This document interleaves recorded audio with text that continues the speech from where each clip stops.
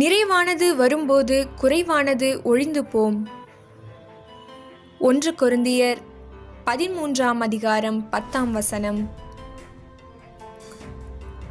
நிறைவானது வரும்போது அரைகுறையானது ஒழிந்து போம். 1 கொரிந்தியர் 13:10.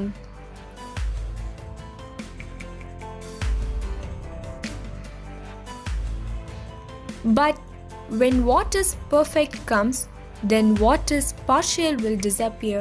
1 Corinthians chapter 13 verse 10.